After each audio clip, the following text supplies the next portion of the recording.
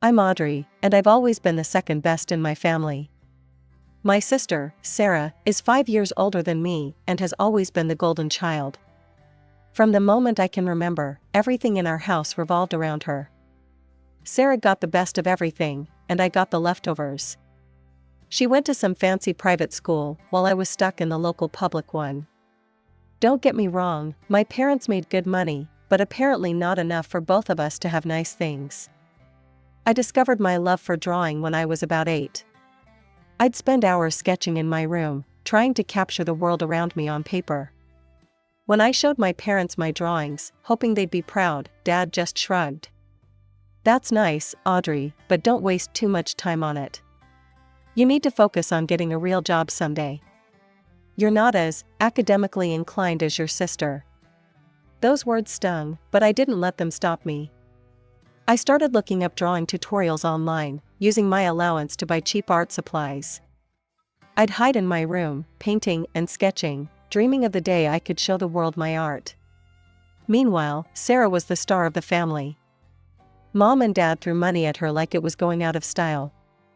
Dance lessons, acting classes, singing tutors, you name it, Sarah tried it. And gave up on it, usually within a few months. "I'm just not feeling the dance vibe anymore," Sarah announced one day, tossing her ballet shoes in the trash. "I think I want to try photography now." Without missing a beat, Mom said, "Of course, sweetie. We'll get you the best camera and a new laptop for editing. Maybe we can convert the spare room into a darkroom for you." I couldn't believe my ears. Here I was, begging for a few dollars for paintbrushes, while Sarah got an entire room for her latest whim. But that's how it always was in our house. The only person who seemed to see me was Grandma Helen, Mom's mother. She lived nearby in a cozy little house, and visiting her became my escape. One day, she caught me sketching in her garden. Well, she said, peering over my shoulder. "Looks like we've got a regular Picasso here." For the first time, someone looked at my art and saw potential. Grandma Helen's eyes sparkled as she hatched a plan. "How about we set up a little studio for you here? I've got that spare room upstairs that's just collecting dust." Before I knew it, Grandma had transformed that dusty old room into an artist's paradise. She bought me an easel, real artist quality paints, and even signed me up for private lessons with a local artist.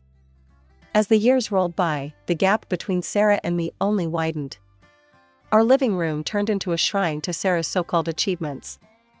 A massive display case dominated the wall, crammed with her certificates, ribbons, and trophies.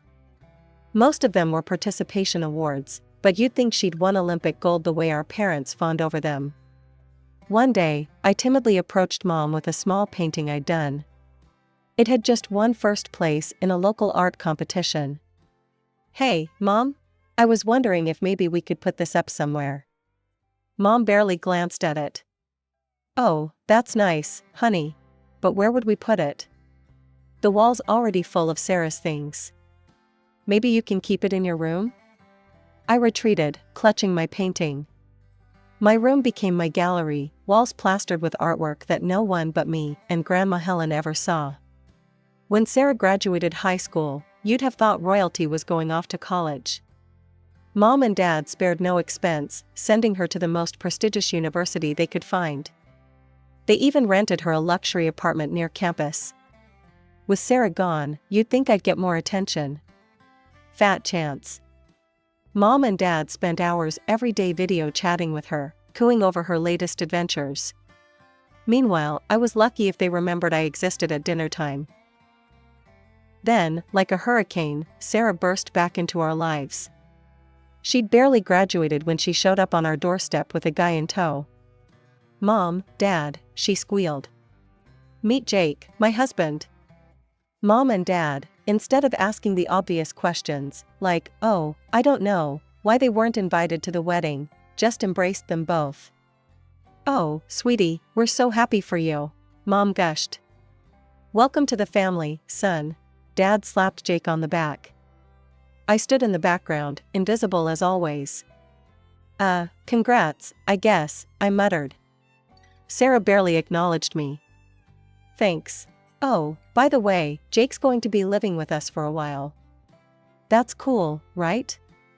Before I could process what was happening, Jake was moving his stuff into our guest room. Just like that, our household dynamic shifted again. 2 months flew by in a blur of awkward family dinners and tense silences.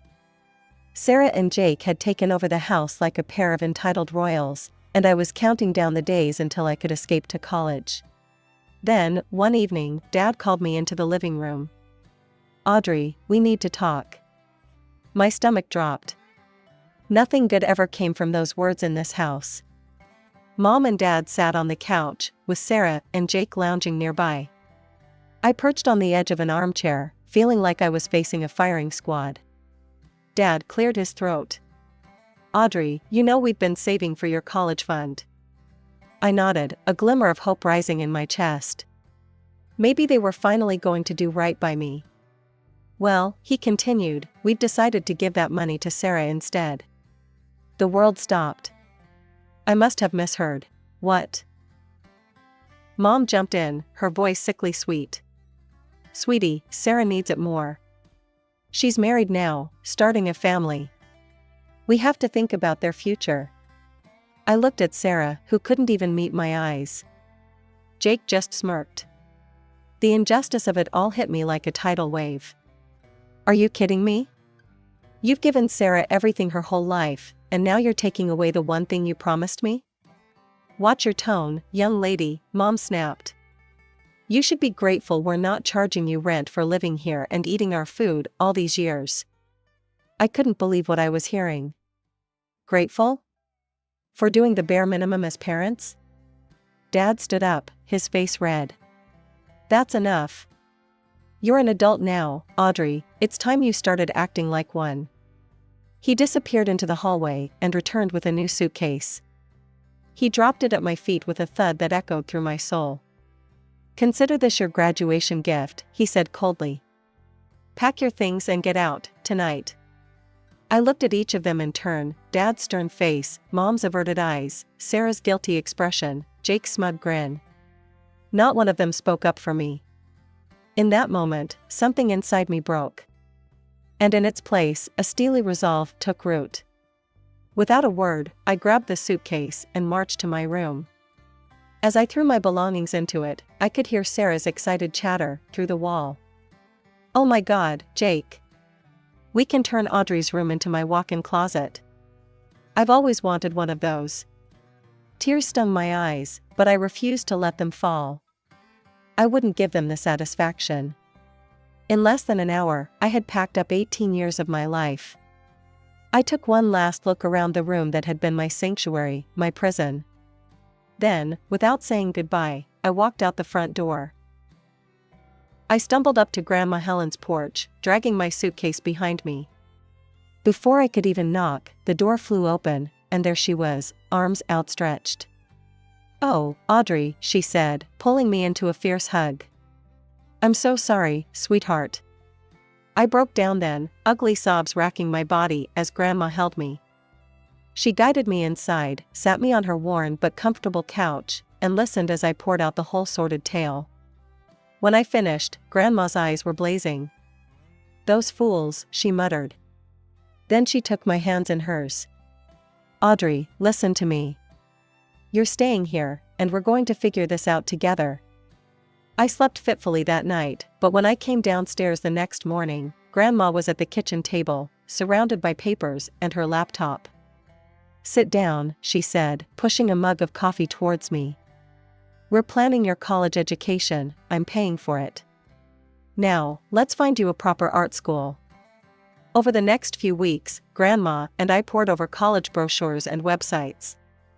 We finally settled on a prestigious art school a few hours away. I gathered my best paintings and drawings, carefully photographing each one for my portfolio. I wrote and rewrote my personal essay, pouring my heart onto the page. Grandma helped me collect glowing recommendations from my art teachers. Finally, we sent it all off. The waiting was excruciating, but Grandma kept me busy, encouraging me to paint and even setting up a small exhibition of my work in her garden for the neighbors. Then, on a sunny Tuesday afternoon, the email arrived. I stared at my phone, too nervous to open it. "Well?" Grandma prompted. With trembling fingers, I tapped the screen. My eyes scanned the first line, and I let out a scream of joy. "I got in!" I shouted, jumping up and down. "Grandma, I got in!" From the moment I set foot on campus, I threw myself into every opportunity. I joined the art club, volunteered at gallery openings, and spent countless hours in the studios, honing my craft. My first art competition was terrifying, but when I won third place, the rush was indescribable. I called Grandma immediately, and I could hear the pride in her voice. "Just the beginning," she said. "Keep going." So I did. I entered more competitions, each one boosting my confidence. I started participating in exhibitions for young artists, seeing my work displayed alongside my peers. For the first time in my life, I felt seen. Professors praised my unique style, classmates asked for collaborations, and I even started selling a few pieces. But it wasn't just about the art. I made friends, real friends who valued me for who I was. I joined study groups, went to parties, and even started dating a fellow artist named Ethan. Late one night, as I was putting the finishing touches on a painting for my midterm project, I realized something. All of this, was what I'd been yearning for my whole life. The freedom to express myself, to grow, to be valued for my talents and my personality. Graduation day arrived in a blur of black gowns and flying mortarboards. I landed a job at a local art gallery, arranging exhibits by day and pouring my soul onto canvas by night. It wasn't glamorous, I was basically a glorified clerk, but it was a foot in the door of the art world. "Hey, Audrey," my boss, Frank, called out one day. "We've got a spare wall next week. Want to hang some of your stuff?" I nearly dropped the sculpture I was carrying. "Are you serious?" He shrugged. "Why not? Your stuff's good. Might as well see if it sells." That little display changed everything. A couple of my paintings sold, then a few more. Soon, I was participating in local exhibitions, my name starting to buzz in art circles. Then came the fantasy series. It started as a fever dream, strange, whimsical creatures dancing across my canvas. I painted them obsessively, creating a whole world of odd, lovable beings. At one exhibition, a man in a sharp suit approached me. "Ms. Thompson? I'm from Dreamscape Animations. We're very interested in your work." Before I knew it, I was signing a contract. They wanted to turn my creatures into a cartoon. The day the first episode aired, Grandma and I sat glued to her TV, clutching each other's hands. "That's my little Gribble," I squealed as one of my creations waddled across the screen. The show was a hit. Suddenly, everyone wanted a piece of Audrey Thompson's art. The animation studio commissioned a comic series, which I drew with giddy enthusiasm. As my reputation grew, so did the price tags on my paintings. It was surreal, watching collectors bid on my work like it was precious treasure. Frank, my boss at the gallery, pulled me aside one day. "Audrey, you're outgrowing us. How about we do a solo exhibition for you? Your own show, your rules." I threw myself into preparation, creating new pieces and carefully selecting from my existing work. The night of the opening, I stood in the gallery, surrounded by my art and a buzzing crowd. "Quite a turnout," a familiar voice said. I turned to see Frank, grinning. "Listen, kid, you're going places. How about I manage you full-time? We could really take your career to the next level." From that moment, everything accelerated. With Frank's connections and my creativity, we were unstoppable. My paintings hung in prestigious galleries, my name featured in art magazines. Through it all, Grandma Helen was my constant. She came to every exhibition, beaming with pride and offering words of encouragement. "Remember when you used to hide your drawings under your bed," she said one night as we celebrated another successful show. "Look at you now, setting the art world on fire." I hugged her tight, overwhelmed with gratitude. "I couldn't have done it without you, Grandma. You believed in me when no one else did." As we clinked our champagne glasses, I marveled at how far I'd come. From the unwanted second child to a rising star in the art world. But even with all the success, the best part was having Grandma by my side, sharing every triumph and setback. One day I burst into Grandma Helen's kitchen, my mind buzzing with ideas. "Grandma, you won't believe what Frank and I have planned. We're thinking of a cross-country tour, showcasing my work in major cities. And there's talk of an international exhibition in Paris next year." Grandma listened, her eyes twinkling with pride. But as I paused for breath, she reached out and took my hand. "Audrey, darling, I'm so proud of you. You've become such an accomplished young woman. But I think it might be time to consider reconciling with your parents." I wanted to argue, but the look in her eyes stopped me. This was important to her. A week later, I found myself standing on the doorstep of my childhood home, my heart pounding. Mom answered the door, her eyes widening in surprise. "Audrey," she said, her voice uncertain. "What are you doing here?" Dad appeared behind her, his face unreadable. "Well, don't just stand there. Come in, I suppose." The house hadn't changed much, but the atmosphere was heavy, oppressive. They grudgingly allowed me to stay for a few days, but it was clear I wasn't welcome. To my surprise, Sarah was still living at home. "Jake's gone," she said bitterly when I asked. "Mom and Dad kicked him out. Said he was a lazy bum." I bit back a retort about their double standards. This visit wasn't about settling old scores. Days crawled by in uncomfortable silence. Mom and Dad barely spoke to me, their faces constantly pinched with disapproval. I was about ready to call it quits when Sarah cornered me in the kitchen. "So," she said, a familiar mocking tone in her voice, "what are you up to these days? Still doodling?" Something snapped inside me. I straightened up, meeting her gaze. "Actually, I'm one of the most popular and well-paid young artists in the country right now." The kitchen fell silent. I turned to see Mom and Dad frozen in the doorway. Suddenly, their entire demeanor changed. Mom's eyes lit up with a greedy gleam I'd seen directed at Sarah so many times before. "Oh, Audrey," she cooed, trying to take my arm. "Why didn't you tell us? We've been so worried about you." I jerked away from her touch. "I was just leaving, actually." No, Dad interjected. "Stay. Tell us more about your work. How much do your paintings sell for?" I shook my head. "That's confidential information." His face hardened. "Now listen here, young lady. We're your parents. We have a right to know. After all we've done for you, you owe us." And there it was. The true colors I knew had been there all along. "I don't owe you anything," I said quietly. "You kicked me out, remember? You chose Sarah over me at every turn. And now that I'm successful, you want a piece of it?" "No, I'm done." I brushed past them, ignoring their protests and demands. I threw my things into my bag and walked out the door, their angry voices fading behind me. When I told Grandma what happened, she smiled sadly. "Oh, Audrey, I'm sorry it went that way. But I'm proud of you for trying." As I drove home that night, I felt a weight lift from my shoulders. I'd given them a chance, more than they deserved. Now I could move forward, guilt-free, focusing on the people who truly cared about me and the art that had saved me. That call came on a rainy Tuesday morning. Grandma Helen was in the hospital. I dropped everything and rushed to her side, my heart in my throat.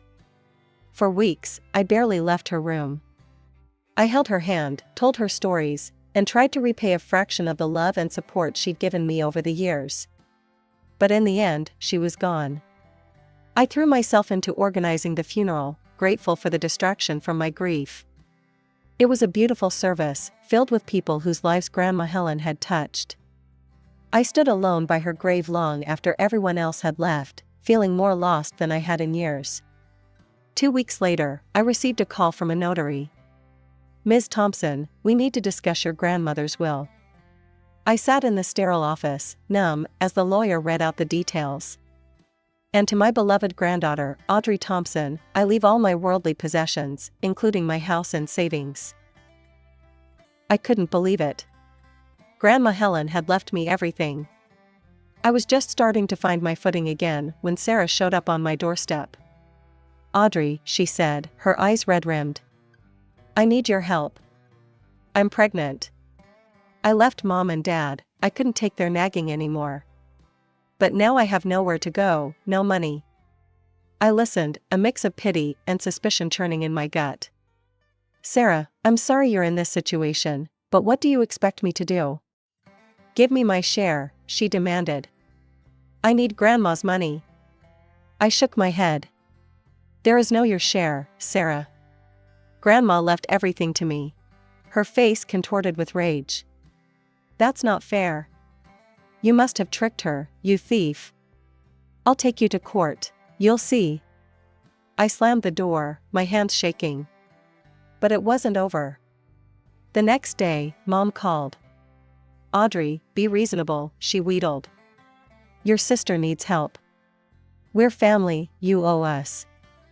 "I don't owe you anything," I replied, my voice ice cold. "You kicked me out, remember? Where was your sense of family then?" I hung up. But they weren't done. Suddenly, my social media was flooded with accusations. Posts from my parents, aunts, uncles, cousins, all claiming I'd manipulated Grandma Helen, that I was a thief who'd stolen their rightful inheritance. Then came the rumors of a lawsuit.